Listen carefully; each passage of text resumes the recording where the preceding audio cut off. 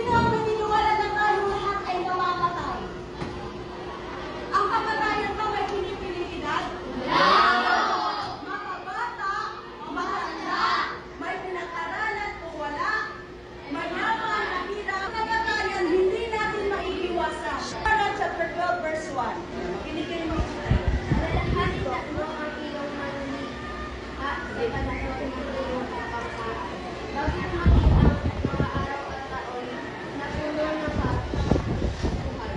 Panahon hindi mo na madama ang tamis na buhay. Amen. Sabi dito, alalahanin mo ang iyong manlilikha sa panahon ng iyong kabataan. Sa panahon ng kabataan, meron tayong dapat alalahanin. Sino yun? Yung Panginoon. Sino ba ang Panginoon?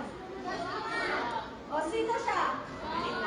Manlilikha. So, ang lumikha sa tao ay ang Diyos. Ngayon, sa panahon na bata ka pa, alalahanin mo na ang Diyos. Ano ba meron sa isang kabataan? Anong character? Anong matanda? Masaya. Ano yan? Ha? May mga anak na yun. Yes.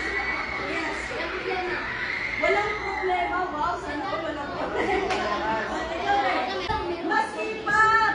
Bakit mas masipag pa yung mga bata kaysa sa mga matatanda? At sa lakas. Meron bang magkakaiba ang bata sa matanda?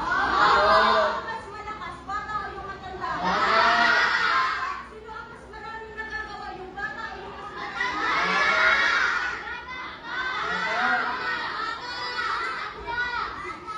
Sabi dito ng Panginoon, bago dumating ang araw at taon na puno ng kabuluhan. Alam nyo, may purpose ang buhay natin kung bakit tayo nilikha ng Diyos. Hindi lang tayo nilikha ng Diyos para mabuhay dito at para sa pamilya, para sa magiging asawa ninyo in the future, or kaya sa magiging future ninyo, magiging trabaho. Nilikha tayo ng Diyos para sa Diyos, para maglingkod sa hari ng mga hari. Huwag tayo mag-focus sa mga material na bagay, sa pera. Sikapin natin na sa murang edad ninyo, makilala ninyo ang Diyos na lumikha sa inyo. Alam niyo kung bakit? Kasi pagdating ng araw, sa Diyos pa rin tayo babagsak. Pagdating ng araw, sa Diyos pa rin tayo haharap. Tapos ang sabi pa dito, darating ang panahon na hindi mo na madadama ang tamis na mabuhay. Darating ang araw na hindi na natin madadama yung tamis na mabuhay, yung ayaw mo nang mabuhay. Sa tingin mo, sa tingin nyo, pagkat nandiyo ng kabatayan, o kaya sakit na lang, sakit, bedridden ka na, nakahiga ka na lang sa higaan. Di ka na makagalaw, di ka na makakilos, di ka na makakain. Madadama mo pa ba yung tamis ng mabuhay?